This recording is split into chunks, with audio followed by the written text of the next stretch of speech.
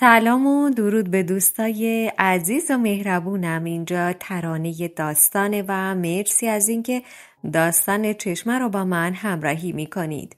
قشنگای من حتما ویدیو رو لایک بکنید و عزیزانی که عضو کانال نشدن من سپاسگزاری میکنم که اول دکمه سابسکرایب رو بزنید، زنگولش هم فعال کنید که جزو نفرات اولی باشید این داستان بهتون پیشنهاد داده میشه. بریم ببینیم ماجرا به کجا قرار ختم بشه. ترس کل وجودم رو پر کرده بود. با ترس و اضطراب فراوانی که تو وجودم داشتم و فکرم هزار جا میرفت به سمت اتاق مژگان خانم به راه افتادم. راستش تو کل مسیری که داشتم به طبقه بالا و اتاق مژگان خانم میرفتم به این ماجرا فکر میکردم که این کار نکنه زیر سر خود مژگان خانم باشه یا حتی تاج بانو. اصلا از کجا معلوم که مژگان خانم با من رو راست باشه و کلن این حرفاش از روی واقعیت باشه. خدا من رو ببخشه، اما جوری شده بودم که به عالم و آدم شک داشتم. احساس می کردم این ماجرا کار هر کسی می تونست باشه. خب چطوری براتون بگم؟ راستشو بخواین بارها هم بیبی به من گفته که هر کسی می تونه به من حسادت بکنه. در حقیقت من اومده بودم و جایگاه تاجبانو و مژگان خانم رو تا حد زیادی تو خطر قرار داده بودم. هر کدوم از اونا ممکن بود با زدن این حرف و این تهمت سنگینی که برام درست کرده بودن کاری می کردن که من از چشمای ارباب بیفتم و اونطوری بود که دیگه ارباب من رو به عنوان عزیز کردش معرفی نمی کرد و به راحتی همه اونا به موقعیتی که قبلا داشتن تو دل و تو چشم ارباب برمی گشتن. نمیدونم، داشتم الکی قضاوت می کردم یا ممکن بود این ماجرا درست از آب در بیاد. درصد کمی هم به اردلان خان فکر می کردم، اما دائم یه چیزی ته دلم قلقلکم می داد که خب اردلان از این که بخواد من رو از چشم ارباب بندازه چه منفعتی می بره؟ اون که از من کینه یا دشمنی نداره و من بهش آسیبی نرسوندم و جایگاهش رو نگرفتم. نمیدونستم، به هر حال باید میرفتم و میدیدم و برای همیشه این ماجرا رو تمام میکردم. وقتی به خودم اومدم و از فکر و خیال در اومدم خودم رو پشت در اتاق مژگان خانم دیدم. آهسته به در زدم که خدمتکارش بلافاصله اومد و در رو باز کرد. ازش خواستم بیرون بمونه و وارد اتاق شدم. مژگان خانم با دیدن من سراسیمه بلند شد و گفت چی شده؟ چشم خیر باشه. این وقت شب چرا اومدی بیرون از اتاقت؟ ببینم اتفاق خاصی افتاده؟ با ترس و نگرانی دستشو گرفتم و گفتم مژگان خانم جون به دادم برسین دوباره نامه داده. این بار هم بیشتر از قبل تهدیدم کرده. مژگان رو کر بهم و گفت آروم باش دختر، یه نفس عمیق بکش. بالاخره که چی، هر کسی باشه باید باش رو در رو بشی. اگه بخوای فرار کنی یا بترسی قطعاً تهمت بزرگتری برات درست میکنن. تو که ریگی به کفشت نیست و تو که ایرادی نداری، برای چی باید بترسی؟ الانم محکم باش. را بیفت برو، منم یکی دو تا از خدمتکارا رو میفرستم که یواشکی مراقبت باشن، شاید اصلا یه آدم غریبه و ناتو اومده باشه توی عمارت. حواسمون جمع باشه بهتره. با گفتن این حرفش احساس کردم که نمیتونه کار مژگان باشه و از اینکه بهش شک کردم واقعا از خودم خجالت کشیدم. با آرومی به سمت محل قراری که داخل برگه نوشته شده بود به راه افتادم. حس کردم که یکی دو نفرم با فاصله بیشتری به دنبال من دارن میان که یه خورده مراقب اوضاع و احوال باشن. راه رفتم و به اون آلاچیق و درخت مورد نظر رسیدم. باغ یه جورایی تاریک بود، البته نه کامل، و از همه جاش چراغا و فانوسای آویزون بودن، ولی بازم خوف زیادی تو دلم مینداخت. نمیدونستم که اگر ارباب بفهمه این موقع شب تنهایی اومدم بیرون با هم چی کار میکنه. دلو به دریا زدم و تو دلم اسم خدا رو بردم و خودمو بهش سپردم و به سمت اون درخت به راه افتادم. وقتی که نزدیکتر شدم یه شخصی را دیدم که نشسته بود روی یکی از کنده های درخت اون اطراف و یه چیز شنل مانندی هم روی بدنش و رو سرش انداخته بود. نمیتونستم ببینمش، نمیدونستم کیه. جلوتر رفتم و با صدای بلندی گفتم برگرد ببینم تو کی هستی؟ چی از جون من میخوای؟ با این حرفم بلافاصله به سمتم برگشت. شنلو از روی سرش برداشت و زل زد توی چشمام. باورم نمیشد. این بود. یعنی این همه مدت بیخ گوش من داشتم چین غلطایی میکرد. به به، خوش اومدی زن داداش. شما کجا اینجا کجا؟ چطور روت میشه به من بگی زن داداش؟ چی از جون من میخوای؟ برای چی دیوونم کردی؟ تو مدام این چرت و پرتا رو که مینویسی با خودت فکر نکردی اگه یکی بشنوه و باور کنه اینجا چه بلایی سر خودتو من میاری؟ زد زیر خنده و گفت کدوم چرت و پرت؟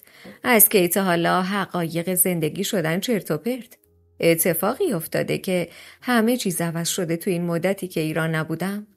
با عصبانیت رفتم جلو و گفتم ببین اردلان خان، من اصلا نمیفهمم که واقعا هدفت از این کارا چیه، اما اینو بدون که من نمیتونم با این چرت و پرتایی که شما میگی زندگیمو به خطر بندازم. دنبال چی هستی؟ اگه نمیدونی بدون، برو تو کل روستا بچرخ، همه ی اهالی میدونن کمال برادر شیری من و نارین به حساب میاد و واقعا برادرمونه. اون روزم بعد از عروسی منو دیده بود و به هر حال نمیتونست قبلش بیاد و اینجا بهم سر بزنه. با هم یه حال و احوالی کردیم. چه جالب، اینطوری حال و احوال میکنید شماها؟ من دیدم که تو خیلی عصبانی هستی و یه جورایی حرفایی که میزدی کفر اونو در آورده بود. راستی اگه اینقدر خواهر برادر هستین با هم دیگه، پس چرا وقتی داشتی باهاش حرف میزدی با ترس و نگرانی اطرافتو نگاه میکردی؟ چرا وقتی داشتی میرفتی کمال با ترسی که توی چشمات بود به هیجان اومده بود و دستتو محکم به سمت خودش میکشید؟ به من راستشو بگو چشمه، من اگر این طوریایی که تو فکر میکنی باشه حاضرم یه جور دیگه ای باهات معامله کنم. محکم دست به سینه زل زدم تو چشماشو گفتم منظورت چی از معامله؟ مگه من چی کار کردم که بخوام به تو باج بدم؟ اصلا متوجه حرفا و منظورت نمیشم. نه اتفاقا خوبم متوجه میشی. از اینکه دختر تیزی هم هستی واقعا با خبر هستم. سعی نکن خودتو به موش مردگی بزنی چشمه. راستشو بخوای از همون لحظه اولی که وارد عمارت شدم و دیدم تو باها چش تو چش شدم، اون چشمات بدجوری سگیشون پاچمو گرفتن. میخوام بهت بگم که حالا که قراره با وجودی که شوهر داری یه منفعت و فیضی به آقا کمال برسونی، چرا من نه؟ منم دلم میخواد. بده که از این همه با تو بودن خوشحالم و خودمو دارم به آب آتیش میزنم؟ هان؟ لحن تمسخرآمیزش باعث شد بهم بر بخوره. گفتم تو خیلی بیخود کردی که همچین درخواستی حتی به ذهنت خطور کرد. تو چطور بیشرفی هستی؟ من ناموس برادرتم. ناموس برادر یعنی ناموس تو. یعنی تو به خاطر من باید خون بپا کنی جلوی بقیه، نه اینکه بیای و به یه زن متأهل که فرض بگیری مثلا ناموس برادرتم نیست پیشنهاد رذالتی بدی. شنیده بودم قبلا توی این عمارت چه بیشرف بازیایی در آوردی، اما اجازه نمیدم. من مثل اون دخترای ساده نیستم که به یه بیشرف از خدا بیخبری عین تو باج بدم و آبروی خودم رو به چوب حراج بزنم. خواستم برگردم که محکم اومد و جلو ایستاد و گفت الان این حرفا رو گفتی بهتره بگم خیلی تحت تاثیر قرار گرفتم. اما نگرفتم. یه چیزی رو بهت میگم چشمه. نمیدونم چرا دارم بهت میگم، اما همیشه از اینکه هر چیز خوبی مال این خاندادش من بوده بد جوری میسوختم. از بچگی همه جوره هر حق و حقوقی که مربوط به من بوده رو این آدم کشیده بالا. زنای خوب، موقعیت خوب، خان بودن توی این روستا و 7 پارچه آبادی دیگه، احترام، جلال و جبروت، پول و ثروت، همه چیز مال این بوده. من چی؟ منو فرستادم برم فرنگ؟ البته اصلاً بهتره که تو هم اینا رو بدونی. تو فرنگم پر از دخترای چشمابی و موبور و خوشگله که با یه دونه پولی که تو دستت میبینن تا دلا برات خم میشن. اما چه میشه کرد؟ منم عین کل مرده مملکتم چشماهی های مثل تو رو دوست دارم. دوست دارم با اون چشمای جسور و گستاخت زل بزنی تو چشمام. راستشو بخوای از اینکه مال اون سالار به درد نخوری خیلی کفری شدم. تو اگه مال من بشی قطعاً بهتر با هم کنار میایم. هم تو زیاده خواهی و گستاخ و جسور، هم من اینطوریم و فکر میکنم زوج خوبی برای هم میشیم. هان نظرت چیه؟ خیلی بی شرم و حیایی، خیلی بی شرفی. خدا کن و دعا بکن باد این حرفاتو به گوش ارباب سالار نرسونه که اون موقع اگه بخواد سرت هم بیخ تا بیخ ببره 1% برام اهمیتی نداره و به هیچ عنوان جونتو ضمانت نمی کنم. قبل از اینکه بخواد عکس‌العملی نشون بده داشتم به سمت عمارت میدویدم که صداش توجهمو جلب کرد. اما چشم خانم، صبر کن ببین چی بهت میگم. خودت با پاهای خودت میای به دست و پا میافتی که من با تو باشم، وگرنه آبرو تو کل عمارت که هیچی، تو کل این روستا و روستاهای اطراف میره. نه تنها خودت، همون ارباب سالار جونت هم همینطور. لرز و ترس بدی به وجودم نشست از اینکه یه همچین آدم بیشرفی اینطور بیخ گوشمه و به راحتی داره تهدیدم میکنه. خونمو میخورد. چی کار میکردم؟ ارباب سالار هر چقدر هم مرده با فهم و با درک و با کمالاتی باشه و با خانوما با احترام رفتار بکنه، بازم رگ و ریشش به این مرز و بوم برمیگرده، به این روستا و آبادی. و قطعاً اون همه مرده این آبادی خیلی با غیرته، خیلی تعصب داره رو ناموسش و کسی که بخواد چپ به ناموسش نگاه کنه رو نمیبخشه. چه بسا حتی سر منم بلایی بیاره. با حال زار یا اشکایی که کنترلشون دست خودم نبود به سمت اتاقم برگشتم. دیگه حتی نایی نداشتم که برم بالا و برای مژگان تعریف کنم چی شده. خدمتکاره مژگان رو دیدم که به سمت طبقه بالا براه افتادن و 10 دقیقه بعد با صدا زدن آروم از پشت در به خودم اومدم. مژگان بود. در میزد و آهسته اسممو صدا میزد. شفت در رو باز کردم و فوراً خودش رو تو اتاقم انداخت و در رو قفل کرد. چی شده دختر؟ چی شد؟ چرا نیومدی بالا بهم بگی؟ وقتی که نور رو توی چشمام گرفت از دیدنم ترسید و گفت چشمه چه بلایی سر خودت آوردی؟ ببینم اردلان بود درسته؟ گفتن که اون بوده اونجا. خدا مرگم بده چی ازت میخواد؟ نگو که. استغفرالله. پشتشو کرد بهم و گفتم درسته دقیقاً همونو میخواد. استغفرالله هم برای این بشر کارساز نیست. دقیقاً همینو ازم میخواد بیشرف. مژگان خانم تو رو خدا چی کار کنم؟ تو رو خدا تو یه راهی پیش پام بذار. کوچیکترین حرفی از این حرفا به گوش ارباب برسه بدبخت میشم. نه تنها خودم خاندانمو به باد میده. آخه خدای من چرا یه روز خوش به من روا نمیدونی؟ دستمو گرفت و نشوند رو تخت و گفت خیلی خوب حالا فعلا وقت برای زجه و زاری زیاده. بشین مو بهمون تعریف کن ببین ازت چی خواسته. همه چیزو براش تعریف کردم و گفتم که ازم خواسته که باهاش وارد رابطه بشم. محکم یه دونه رولو پیش کشید و هینه محکم میگفت خدا مرگم بده. این دیگه خود کفره. چطور این آدم اینقدر بیشرفه؟ مگه میشه با ناموست؟ با کسی که حکم خواهرت رو داره؟ خدای من این بشر چرا درست شدنی نیست؟ همیشه فکر میکردم شاید در حقش یه خورده بی‌عدالتی شده، اما الان تازه میفهمم چقدر این آدم بیشرفه. خدا نگذره از اون مادرش که اینطوری این بشر رو به این روش تربیت کرد. الان چی کار کنم؟ چه خاکی به سرم بریزم؟ تو نمیخواد کاری بکنی. نگران نباش، شاید فقط بلوف میزنه. فکر نکنم بخواد موقعیت و جایگاه خودش رو از چشم ریش سفید و ارباب بندازه. اون الان اومده اینجا که به عنوان خانه آینده معرفی بشه. شاید فقط میخواد تو رو امتحانت بکنه یا هر چیز دیگه ای. تو که ریگی به کفشت نداری. اینا هم مطمئن باش که سر بیگناه تا پای دار میره اما بالای دار نمیره. نگران نباش. اجازه نمیدیم هیچ کسی بخواد اونطوری که دلش میخواد عقده ها با کثافتکاریاش رو سر ما خالی بکنه. باشه؟ اما فقط مراقب باش 1% و هیچ کدوم از این حرفا به گوش تاجبانو نرسه. اون با ما نیست چشمه. 1000 بار بهت تذکر دادم. تاجبانو فقط صرف این که ارباب تهدیدش کرده که از این عمارت تبعیدش میکنه الان اینقدر آرومه و کاری به کار من و تو نداره. وگرنه 1% فکر کن ارباب اون کارو باش نمیکرد. اینقدر راحت میذاش که تو عزیز کرده و سوگلی ارباب بشی، باهاش شکار بری، ارباب تقریبا اکثر شبا رو پیش تو بگذرونه. به خدا که یه بلایی سرت می آورد دختر. اما خب الان یه ترسی تو دلش داره. اجازه نده کوچکترین آتویی دستش بدی. خب به هیچ عنوان این حرف غیر از من و تو و اگر خواستی نارین پیش کس دیگه درز نکنه. حتی بیبی ما نباید فعلا به کسی بگیم. اینطوری هم اردلان رو تحریک میکنیم، همین که ممکنه اون دیوونه بشه و کاری که نباید و انجام بده.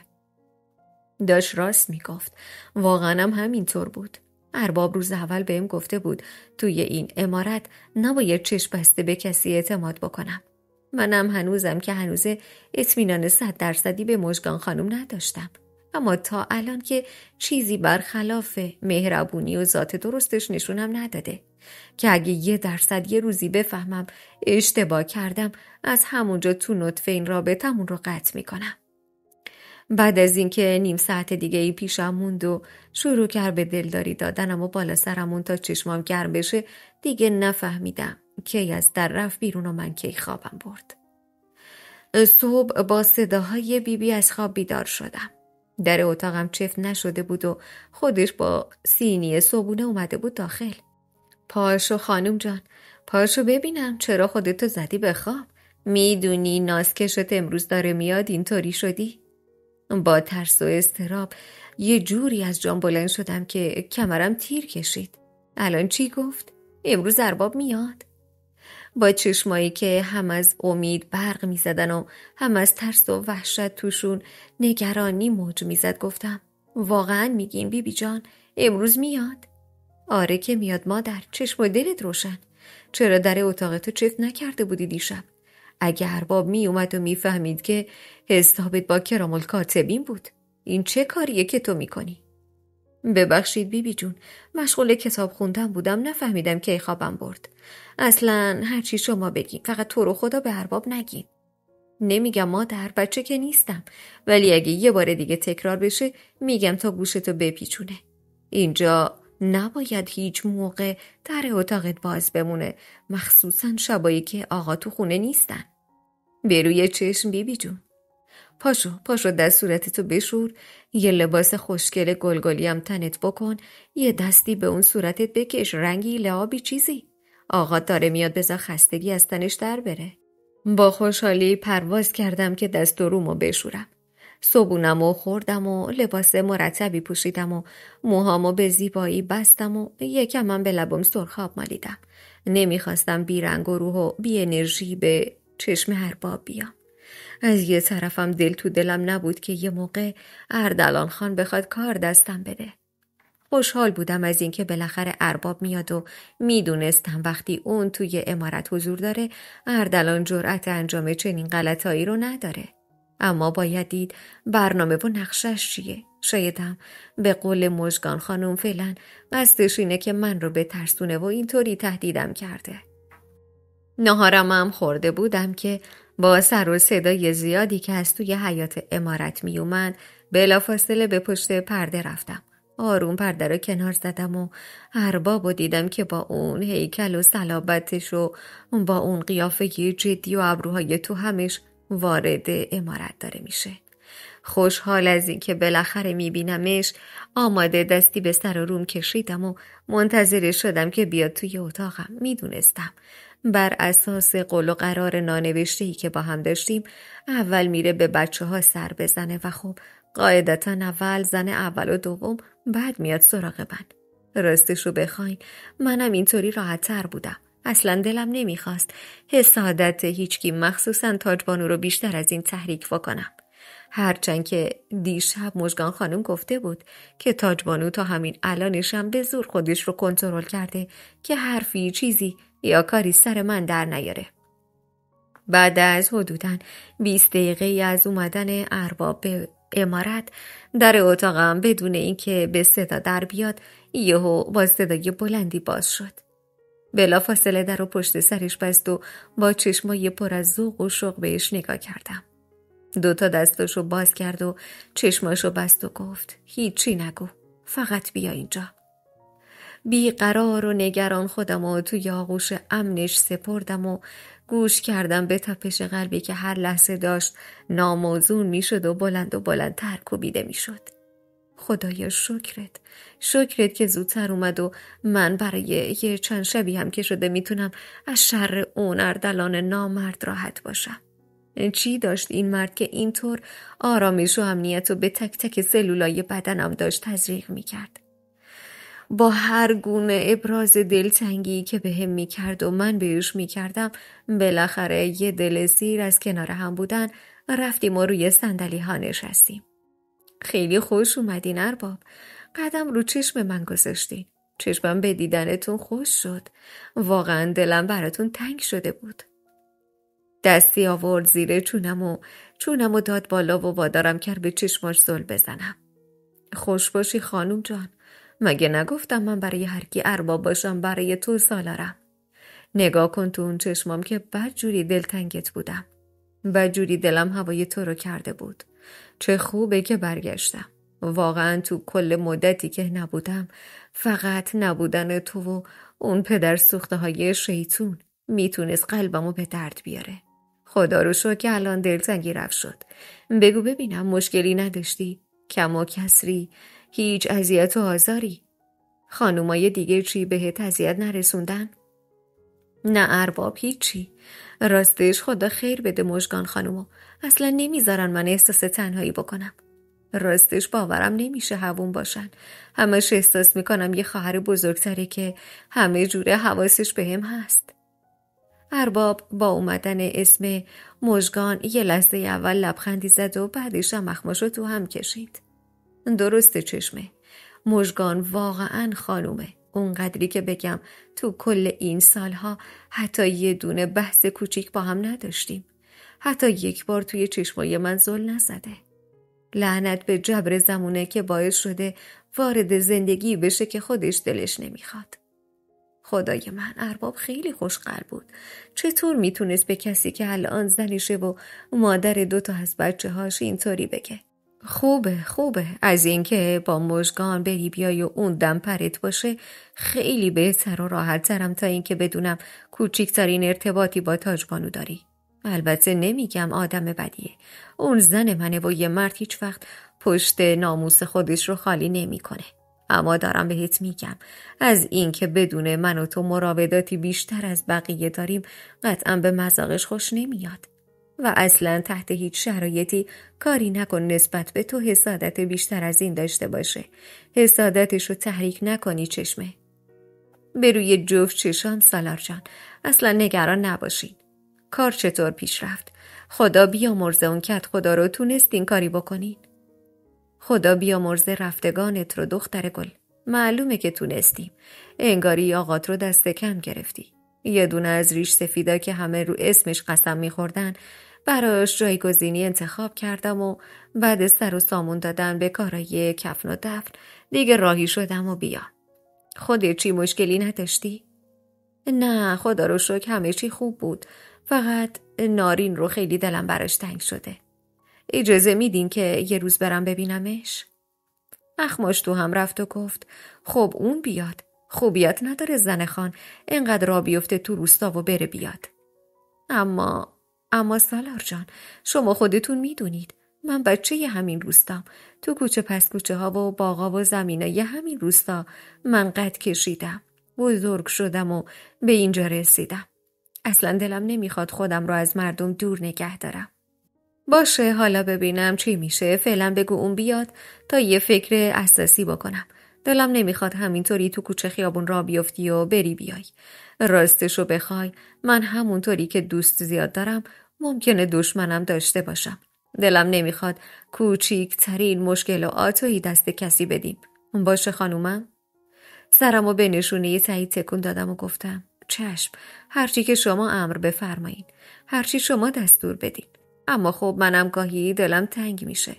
دلم میخواد تونتون برم به بابا سر بزنم یا حتی خواهر برادرم، دوستای قدیمی. میدونید که اینجا خیلی تنهام.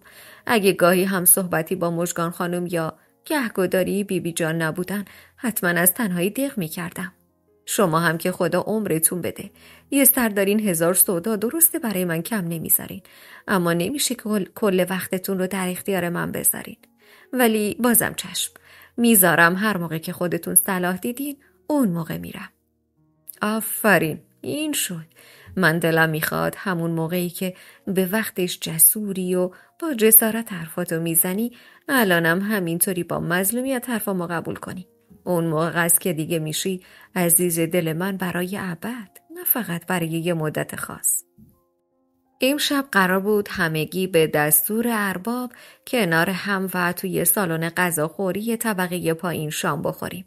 دستورش بود و گویا قرار بود یه سری چیزا رو برای اردلان توضیح بده که بالاخره ما هم که زنه خان بودیم باید میشنافتیم. رفتیم پایین و دور میز جمع شده بودیم و خدم هم مشغول چیدن میز بودن.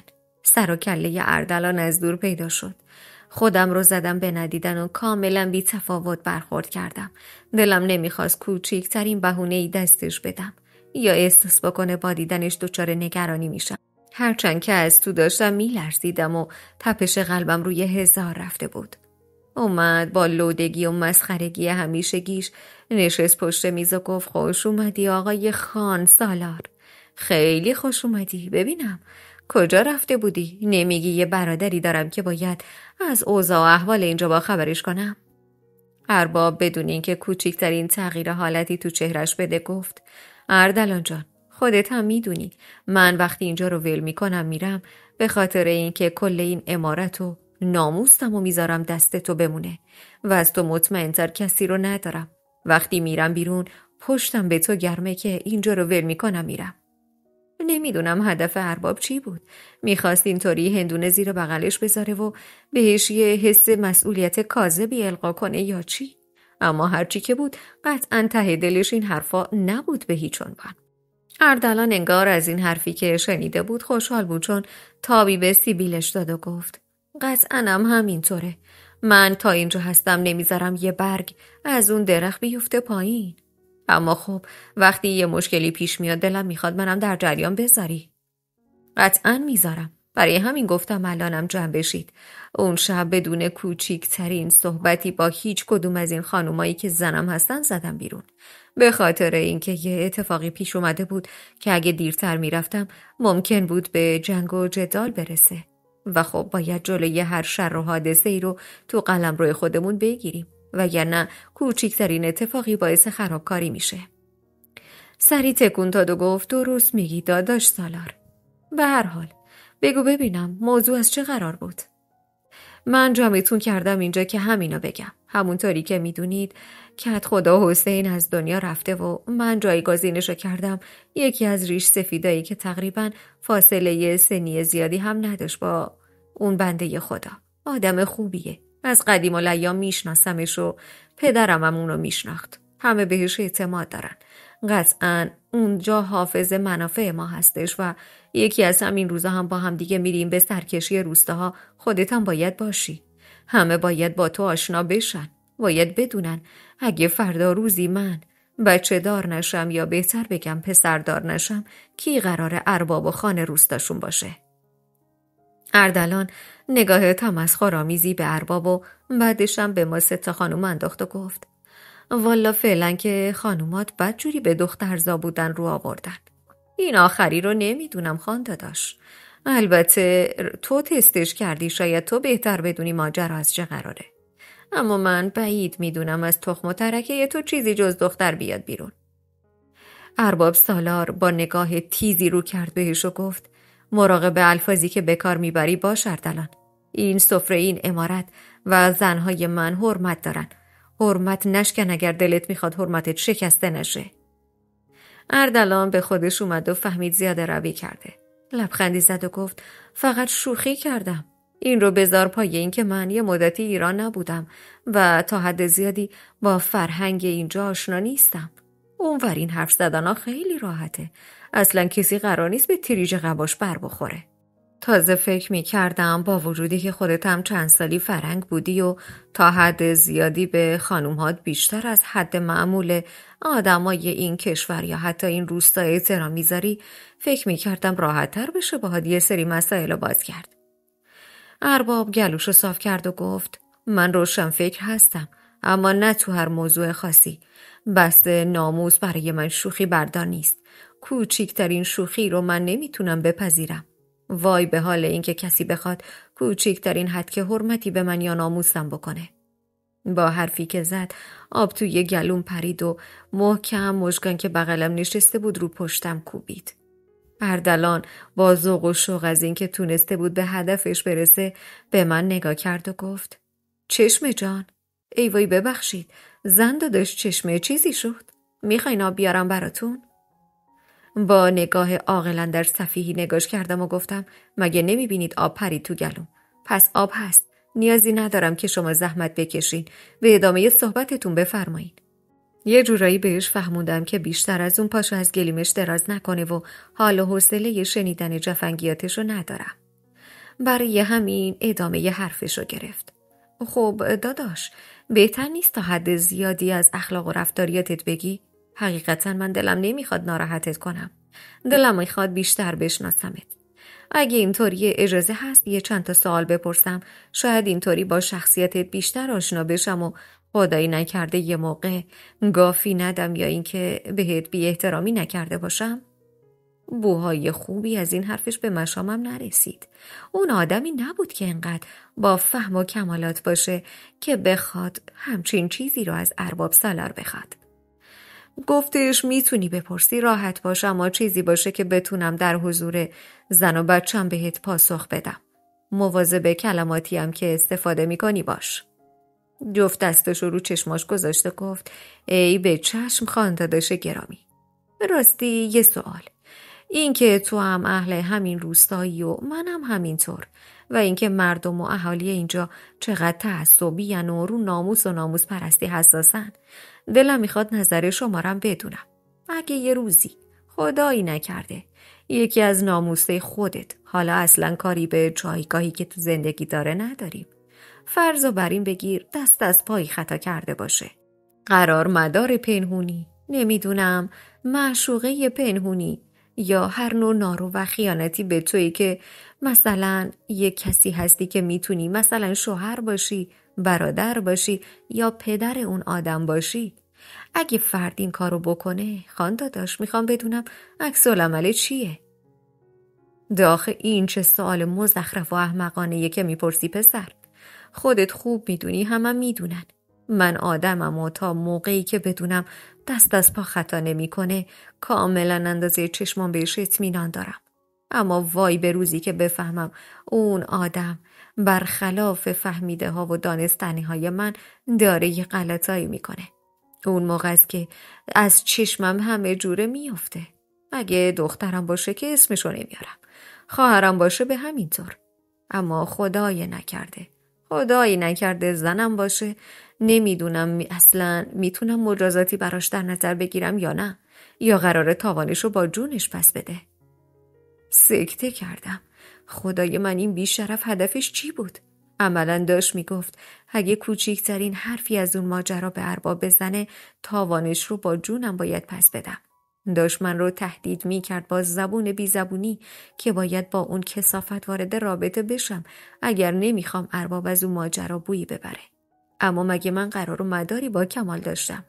هم نارین میدونه، هم این که حتی مژگانم میدونه.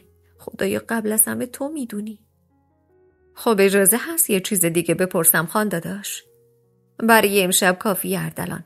اصلا با این سوال مسخره‌ای که کردی اعصابم به هم ریخت.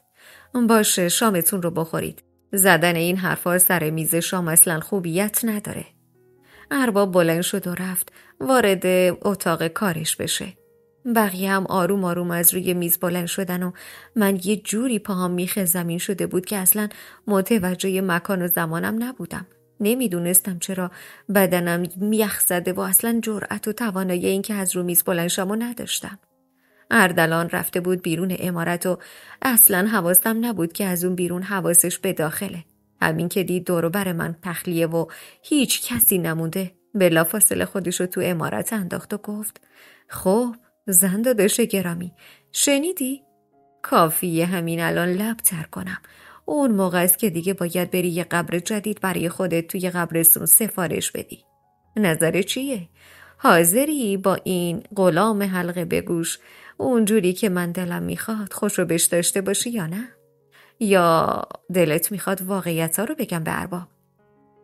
با عصبانیت نفس عمیقی کشیدم و سعی کردم به خودم مسلط بشم. دیگه نمیشد.